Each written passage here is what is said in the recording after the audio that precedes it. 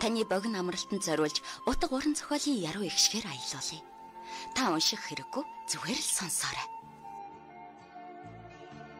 Цай уух зур радио нэвтрүүлэг.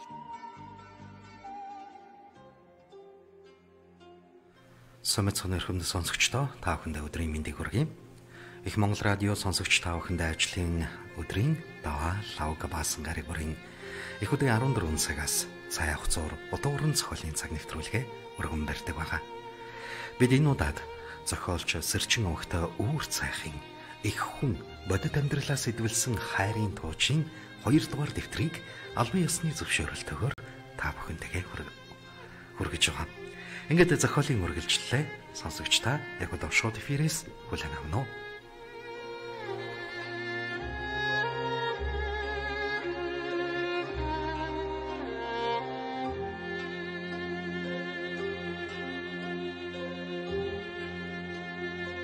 Зохиолч Сэрчин өвгтэй үүр цайх. Зохиол их хүн бодит амьдралаа сэдвэлсэн хайрын тууч 2 дугаар дэвтэр 6 дугаар хэсэг.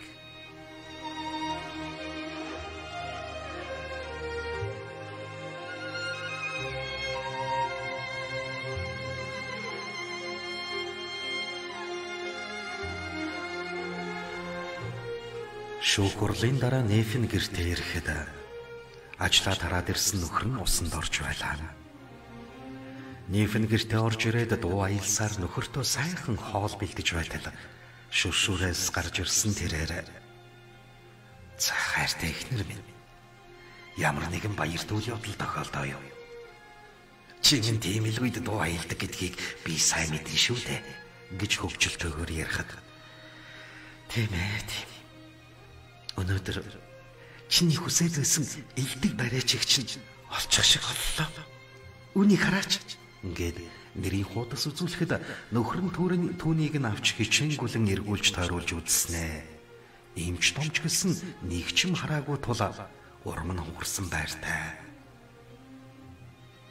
Гүй Чикагогийн хуулийн сургуулийн оюутан гэснээс өөр юу ч алга байна шүү дээ энд чинь. Гүй ингэ чиний миний бие зүгээр үү?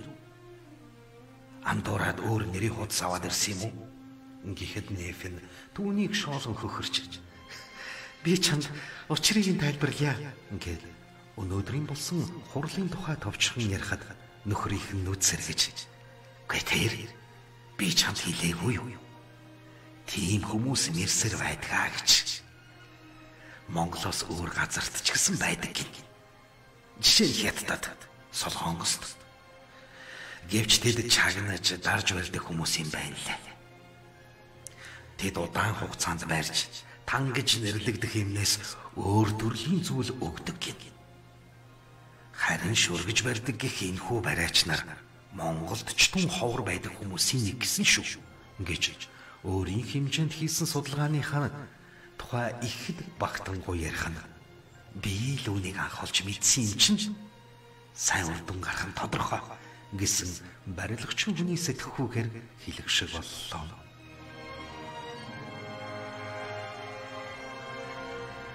Энэ яриа болсноос хойш хэд хоногийн дараа Нефин шүүгч гэх ажлаараа бус их хүн болох мөрөөдөлтөй бүсгүй хүний хуваар залуугийн байрлаж уу зочид буудалд нүрээ далдлан очсон нь тэр билээ.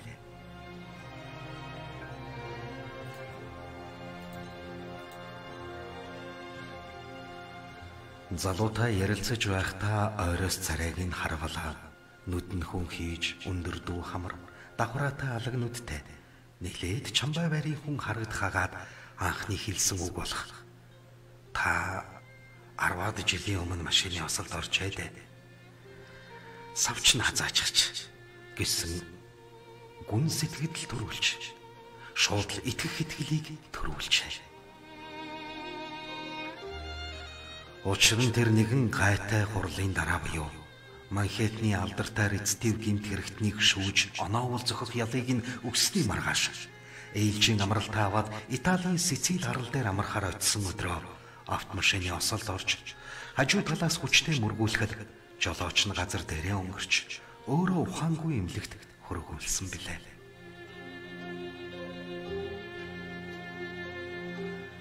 Харин ард нь сууж явсан нөхрийнх нь толгоо үлээлэг дөргсноос өөр гэмтэл бараг гараагүй ячаа. Уг нь хоёулаа ард суух байсан ч нөхөр нь "Гүчийг нь урд суугаад замын чөлөө эргэн тойрноо сайн хараад яв. Чи минь амарч байгаа хүн шүү дээ. Хайрт минь" хэмээн ихэд илдэг загнаж хэлэхэд "Гүн хэрч тийм юм уу?" гэж болоод Италийн үзэгсэлд байгалийн тогтц газруудыг нэг чорм гэсэн алдалгүй харах гоц хүсэлтэй автагдсан нь ийхүү гай болжээ. Амрах гэсэн биш эмнэлэгт 7 хоног эмчлүүлээд гарахын өмнө Италийн цагдаагийн газраас ирж уулзаад "Танаа нөхөр тодорхой мэдээлэл өгсөн тул танд дүүг удаж эргэлдээд явах уу гэж бодсон юм. Хатагтай. Бид хэрэгтний тухай мэдээллийг цуглуулж байна. Мөргсөн машины жолооч тэр дороо тээврийн хэрэгслээ хаяа зугтаасан. Хүний машин хулгайлж явсан юм байл. Гэсэн ч манай цагдаагийн газар шуурхай ажилсны хүчинд таны машин руу санаатай халдан давталсан болохыг илрүүлсэн. Хатагтай. Цаашдаа ч гэсэн таны хүнээх оролдлого магадгүй таны хүнээх оролдлого хийгдэх учраас нутаг утсан нь илүү зөв шийдвэр болно гэж бодчих. Манай нутагт Италиас гаралтай тэдэнтэй холбоотой гэмт хэрэгтнүүдийг Америкт төшөөлсөн шүүгчдийг үздэггүй юм л да. Яг үнэн байдал бол ийм шүү гэж хэлчихээд түүнээс өршөөлөрн мохоор тамхиа байгуулан татах өгжөөр мөрдөгчийг урд нь харсан ч юм шиг санагдаад явчлаа. Хэсэг хугацаанд эргэлзэж тэнэгэлсэн нийф нь гүн бодолд орох тэрүүхэн хооронд урд нь шүүж байсан хэрэгтнүүдийн нэгтээ ижилхэн царайтай эрхэн болохыг ажигч ярхаа шүүгчийнүүдээр тэр дорхноо онсыг нь тайлж чадлаа. Асууя байц гэж нэг бодсноо гинэт болгоомжлол төрсөн тул юу ч ярьсангүй байсаар шийдвэр танилцуулгууд дээр гарын үсэг зураад гаргаж явуулсан ажээ. Түүний гармагц зөрөөд орж ирсэн нөхрийнхөө чихэнд шивнэг шахам. Эндээс хурдан гарч нутаг явцгаая. Саяны ирдэг мөрдөгч эндхийн мафтай холбоотой байж магадгүй хайрт минь гэж хэлэх түүний нүдэнд нулимс цэлэлцэх нь ихэд айж имэснийг илтгэх ачаа. Огийн уужуу тайвуу хүлээцтэй нөхөр нь "Чи ч одоо юу яриад байгаа?" гэж чангаар хөхөрч. "Чи минь бүр ажлаасаа болоод стрессдэж бүх зүйлийг сөргөөр хардаг болчихъя дээ" гэхэд саяхан хөвтөж байсан ихнэр нь аль хэдийн босож эмнэлгийн хувцас эргүүлж өмсөөд "Чи надад итгэхгүй бол ишээ харалтаа" гэд босож цонхоор заавал саяхан гарсан мөрдөгч ашаа машины зогсоол дээр 2-3 хүнтэй уулзаад салахад нөгөөдүүл нь эмнэлэг рүү гүгээд орж явах нь тодхон харагдлаа. Хэрэг биш болсныг мэдсэн нөхөр нь Ньюфнийг аваад арын хаалгаар гарахад эмч нараас өөр хинч тэхнийг анзаарсангүй ягаад. Гармагц шууд такси барьж буудалдаа ирж өрөөгөө санд минь хүлээлгэж өгөөд өөр буурчин газар төр хоноглоод маргааш нь шууд нутаг буцчээ.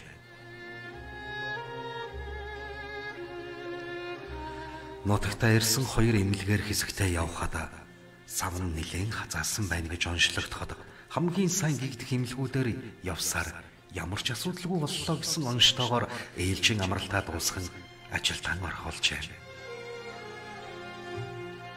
Ийхүү дараа нь ямар нэгэн зовөр мэдрэгдээгүй тул тэгсгээд тэрхүү явдлыг нэг их тоож анзаарахгүй орхисон нь тэр.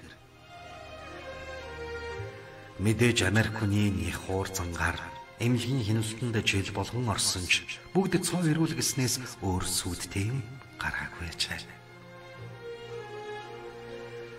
Гэвч хүүхэдтэй болж чадахгүй байсаар үдий хүрсэн нь энэ билээ. Үргэлжлэл бий. Зохиолч Сэрчин огтой үүр цах. Зохиол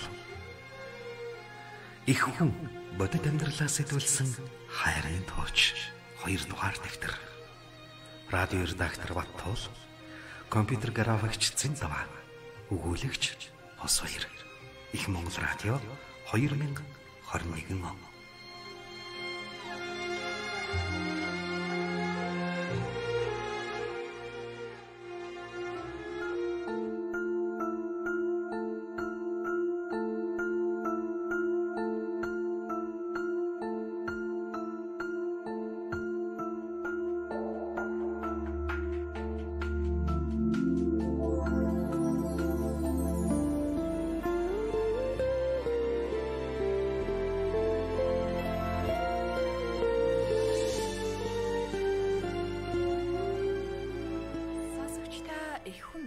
Бүрэн ихээр нь худалдан авч уншихыг хүсвэл 88 10 17 14 88 10 17 14 дугаард холбогдож байгаа газраа хургуулсан яваарай.